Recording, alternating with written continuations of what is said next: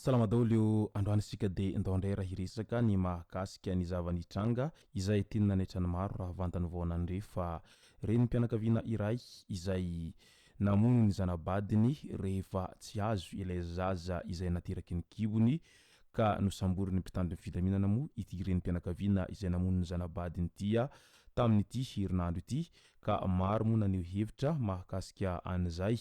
fahabibina nataony ity reny mpianakaviana ity tamin'ilay zanabadiny ka izao ny zanabadiny io ndray no novonony ity ramatoa tsy matahotody ity ka ny pitsopitsony mahakasika an'izay no fakafakaina amintsika ato anatin'ity video ity ka manasantsika rehetra anaraka an'ity video ity hatramin'ny farany azadino ny milaiky ny videontsika ary tsarovy hatrany ny miabone amin'ny chaîne-ntsika mba ahafahanareo manaraka tsy tahapaka ny video zay lefa any amin'ny sesy tamatatagasy toy izao ny fanaovana azy tsy ampendela moa isika fa avy hatrany tonga de vavany ndahoary mialoha ny idirantsika amin'ny pitsopitsony mahakasika an'izay raharaha na afera famonona zanabady zay dia andalo fantaritsika ireto tsara ho fantatra manaraka ireto olona telo no namoy ny ainy vokatry ny loza mpiarakodia fiara taxi be zotra 119 coopérative Aingavao notra doza teny milalam-pirenena fahafito ansaha firaisana Fokotany Andriambilany commune rurale sy districtany Ambatolampy ka namoy ny ainy ny mpandeha misa telo ka zaza enina taona ny iray vehivavy raiky amin'ny 30 taona ny iray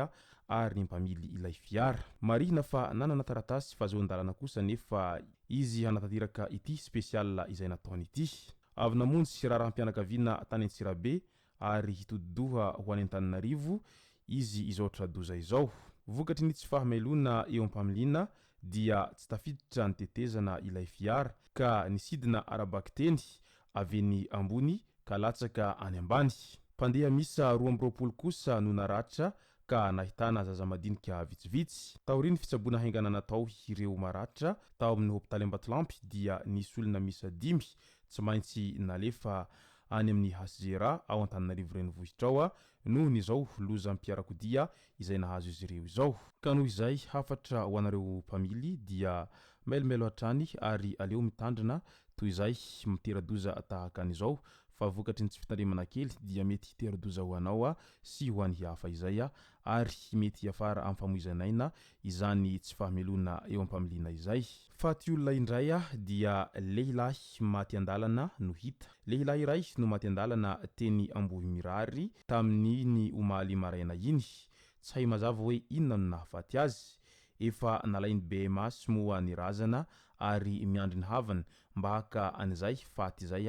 izy ireo amin'izao fotoana izao ka ny hafatra rehefa mandeha dia mba hoenty ihany ny karapanondrom-pirenena mba ahafantaran'olona anao raha sendraka misy ny trangan-javatra tahaka an'izao manjoanao eny andalana eny amin'izay mantsy mba moramora ny hiantsona na ihany koa hampilazana ho an'ny fianakavianao tany Fianarantsoa indray dia nisotro lasantsy ary nandoro-tena teny am-pianarana ny ankizikely izay vao 12 taona tany Bateravola Fianarantsoa ny zoma lasa teo iny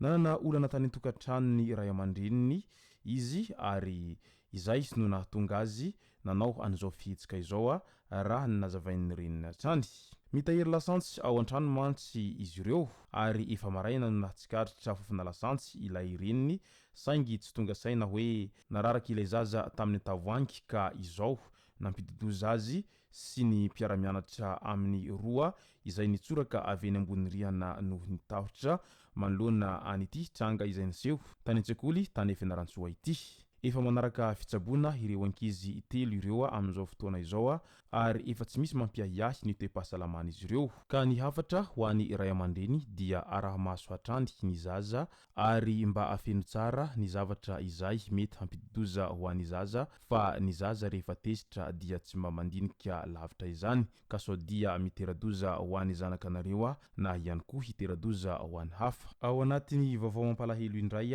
dia nodimandry i coach Odar na ihany koa i Rado fantatra teo amin'ny tontolon'ny fibatana fonjam-by. Efa naharitra fotoana elaela izy no niady tamin'ny aretina nahazo azy,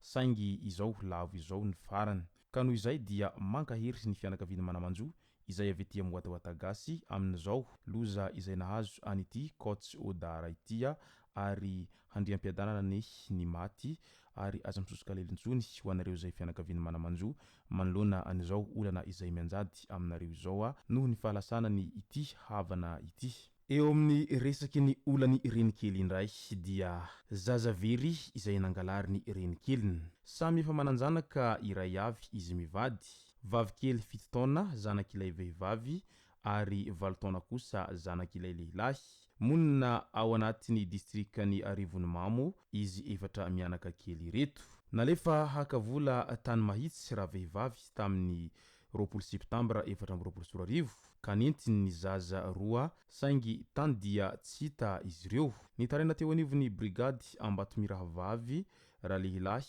tamin'ny 20 septambra 2024 nitory anio vehivavy io izay nitaky vola 3 tapitrisa ariary fa raha tsy izany dia tsy heveriny ilay zazakely. Nandeha ny fikarohana fantatra fa ny vahiny tao amin'ny lehilahy iray vadiny ilay vehivavy taloha tao Toamasina izy 3 mianaka nandritra ny herinandro.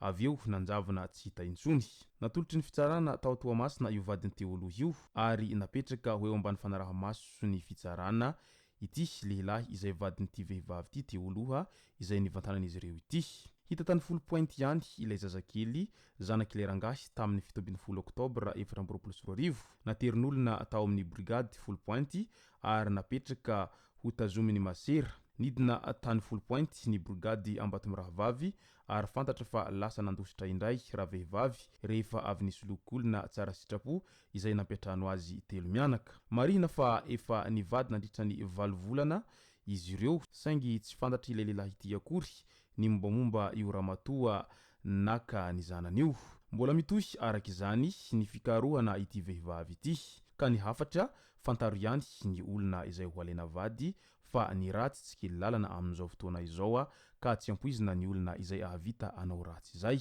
Mbola ao anatiny izay resaky ny renikely izay atrano dia renikely niteraka tsy nahazo zaza ka novonoiny ny zanabadiny amin'izay samy tsy manana noho ny fialonana. Nisy nofo mangatsika na zazalahy kely iray tokony ho 4 taona hitan'olona tao ankady lalana Fokotany Mahazorivo komina Belobaka tamin'ny 12 oktobra 2024 lasa teo iny